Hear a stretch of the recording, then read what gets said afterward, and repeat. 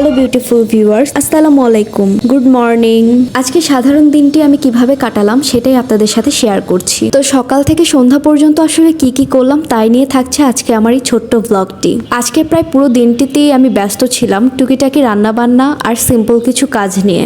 আজকে প্রায় বেশ কিছুদিন হচ্ছে আমাদের বাসায় মেড আসতেছে না, তাই সবগুলো কাজ মোটামুটি ভাগাভাগি আমার আর আম্মুকেই করতে হচ্ছে। তাই সকালে উঠেই প্রথমে ভাবলাম আমি আমার রুমটাকে আগে ক্লিন করে নিই, তারপরে নাস্তা করা যাবে। রুমটার অবস্থা এত বেশি বাজে হয়েছিল, এই জন্য প্রথমে উঠেই রুমটাকে পরিষ্কার করা শুরু করে দিলাম। আপনারা যারা ঢাকা শহরে থাকেন তারা তো বুঝেন খালার গুরুত্ব আসলে কতটুকু। তাই মেয়ের আন্টি যখন না আসে তখন ঘরগুলোর অবস্থা অনেক বাজে হয়ে যায়, বিশেষ করে কিচেন রুম। আমার মনে হয় মেয়ের আন্টিদের হাতে কোনো রকম একটা জাদু আছে, ওরা খুব সুন্দরভাবে রুমটাকে ক্লিন করে, যেটা আমার দ্বারা পসিবল হয় না। তো এই তো সোফা টেবিল ক্লিন করে আমি এখন একটু বাসি ঘরটাকে ঝাড়ু দিয়ে নিচ্ছি। সবকিছু ক্লিন করে এবার চলে এলাম কিচেন রুমে। যেহেতু আম্মু এখনো ওঠেনি তাই ভাবলাম সকালের ব্রেকফাস্ট আজকে আমিই তৈরি করি। এখন সবার জন্য ব্রেকফাস্ট বানানোর রেসপন্সিবিলিটি আমার। আর ভাবছি সকালের নাস্তা হিসেবে আজকে কি বানানো যায়। তো দেখলাম বাসায় সসেস ছিল, পাউরুটি ছিল, ডিম ছিল, তো এগুলো দিয়ে কিছু একটা বানিয়ে নেব।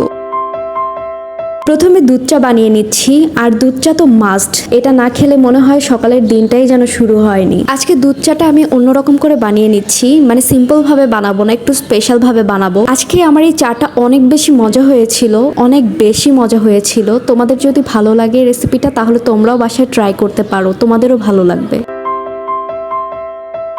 গতকাল এই চায়ের রেসিপিটা আমার আম্মু আমাকে শেয়ার করেছিল, আমার কাছে দেখে ভালোই লেগেছে। আর সবকিছু যেহেতু আমার বাসায় ছিল আর অনেক বেশি ইজি রেসিপি ছিল, তাই আজকে আমি এটা বানানোর ট্রাই করছিলাম। এটা আমি আসলে ক্যারামেল করতে চেয়েছিলাম, অল্প হয়েছে, অল্প হয়নি।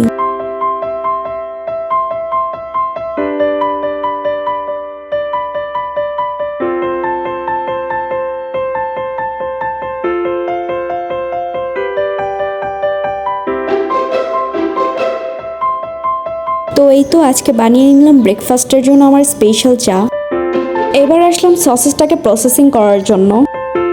এখান থেকে আমি একটা সসেসকে সুন্দর করে কেটে নিচ্ছি।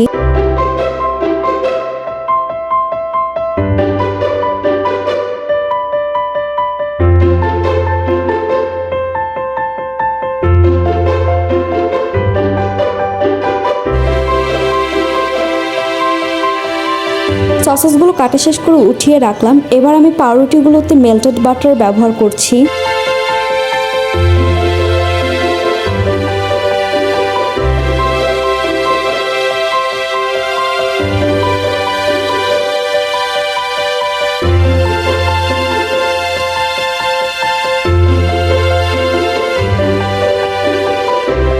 পাউরুটিগুলোকে এখন হালকা করে একটু টোস্ট করে নিব, মানে একটু ক্রিস্পি ক্রিস্পি টাইপের হবে আর কি। আমার কাছে পাউরুটিটা এভাবে খেতে খুব বেশি ভালো লাগে, তাই আমি সকালের নাস্তা হিসেবে এটাই বানিয়ে নিচ্ছি।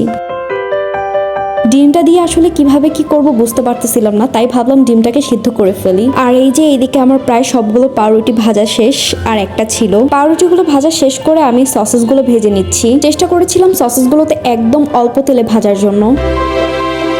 সসেসগুলো ভাজতে ভাজতে এদিকে আমার ডিমটাও সিদ্ধ হয়ে গিয়েছিল, সসেসটাও ভাজা শেষ হয়ে গেল। ডিমের উপর দিয়ে আমি হালকা একটু মশলা দিয়ে নিচ্ছি। সিদ্ধ ডিমটা না আমার এইভাবে মশলা ছাড়া খেতে একদম ভালো লাগে না, তাই আমি মশলাটা ব্যবহার করছি। তো এই তো রেডি হয়ে গেল আমার সুন্দর ব্রেকফাস্ট। এখন এটাকে আমি সুন্দর করে পরিবেশন করে নিচ্ছি। প্রথমে যে পাউরুটিগুলোকে টোস্ট করে নিয়েছিলাম সেইগুলো নিয়ে নিলাম 4 পিস। তারপরে নিয়ে নিলাম আমার ফেভারিট ডিম।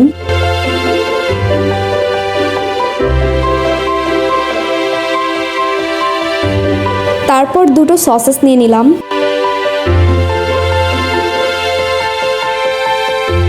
সবশেষে নিয়ে নিলাম আজকের আমার স্পেশাল চা। তো এই তো একদম রেডি হয়ে গেছে আবার আজকে সকালের ব্রেকফাস্টটা। দেখো কি সুন্দর লাগতেছে। আমি আজকে অনেক কষ্ট করে সবার জন্য ব্রেকফাস্ট তৈরি করেছিলাম, আর সবচেয়ে মজার বিষয় হলো সবাই আমার ব্রেকফাস্টটা অনেক বেশি পছন্দ করেছিল। তো এই তো সকালে ব্রেকফাস্টটা শেষ করে আবার চলে আসলাম রান্নাঘরে মাছটাকে প্রসেসিং করার জন্য। আমার আম্মু এই মাছটাকে কেটে কুটে পরিষ্কার করে রেখেছিল আমার জন্য, কারণ আমি আজকে এই মাছটা ভাজি করতে যাচ্ছি। মাছ ভাজির জন্য যে মশলাটা প্রয়োজন হয়, মানে যে গ্রেভিটা, সেটা আমি প্রথমে বানিয়ে নিচ্ছি। প্রথমে দিয়েছি 2 চামচ মরিচের গুঁড়ো, 1 চামচ হলুদের গুঁড়ো, তারপরে দিলাম গোলমরিচের গুঁড়ো, জিরের গুঁড়ো, ম্যাগি মশলা, একটু গুঁড়ো দুধ দিয়েছি, একটু লবণ দিলাম, একটু বিট লবণ ইউজ করলাম, হালকা চিলি ফ্লেক্স ব্যবহার করেছি। তারপরে দিয়েছি ধইনার গুঁড়ো। আসলে এই শব্দটা উচ্চারণ করতে আমার অনেক বেশি কষ্ট হয়, কেন জানি আমি এই শব্দটাকে প্রপার উচ্চারণ করতে পারি না। এটা সম্ভবত ধনিয়ার গুঁড়ো এমন হবে। তো যাই হোক, পরবর্তীতে দিয়ে দিলাম রসুন বাটা, কাঁচামরিচ বাটা, বারবিকিউ সস। এটা আমি একটু স্পেশাল করার জন্য দিয়েছি, তোমরা চাইলে নাও দিতে পারো। আসলে আমার থেকে তোমরা বেশি অভিজ্ঞ, আমি জীবনে প্রথমবার মাছ ভাজি করছি। এরপর আমি দিয়ে দিচ্ছি লেবুর রস। তারপরে এই সবগুলোকে অনেক বেশি ভালোভাবে মিক্স করে নিচ্ছি। এরপর আমি একটু দিয়ে দিলাম টমেটো সস। তারপর আবারও একটু ভালোভাবে মিশিয়ে নিচ্ছি এগুলোকে।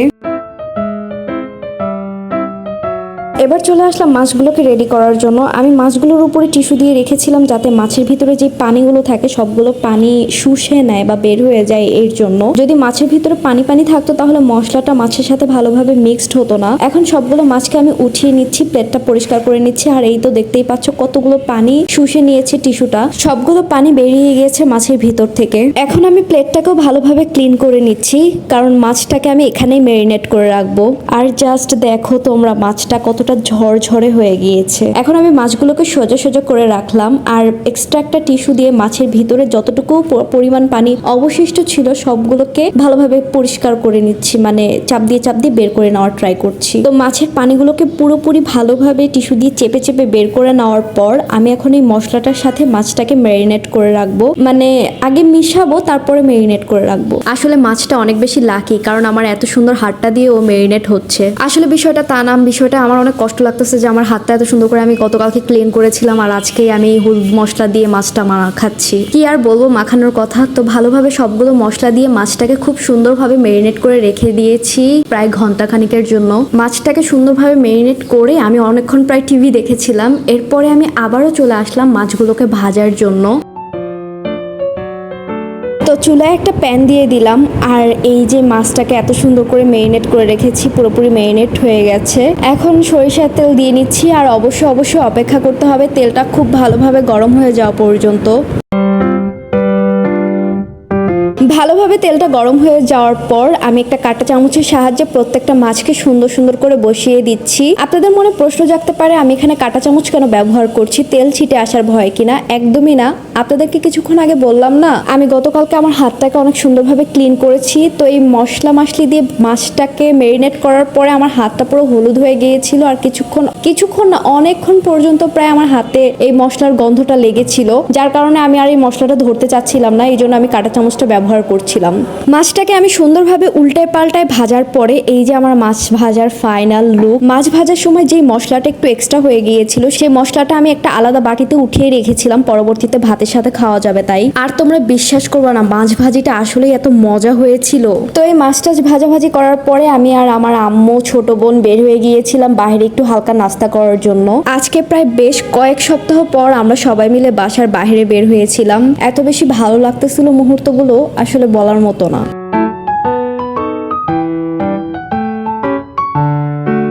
তো এই তো এখানে চলে আসলাম, এটা একটা ফুড কোর্টের মতো কিছু একটা হবে। যাই হোক, এই জায়গায় এসে আমার ছোট বোন দোসা অর্ডার করেছিল আর আমি একটা ওরিও মিল্কশেক নিয়েছিলাম। তো এভাবে খেতে আমরা বাসার উদ্দেশ্যে আবারও রওনা দিয়ে দিয়েছি। তো এই ছিল আজকের আমার একটা সিম্পল ব্লগ। আপনাদের কাছে কেমন লাগলো অবশ্যই জানাবেন। আল্লাহ হাফেজ। Subscribe to my channel.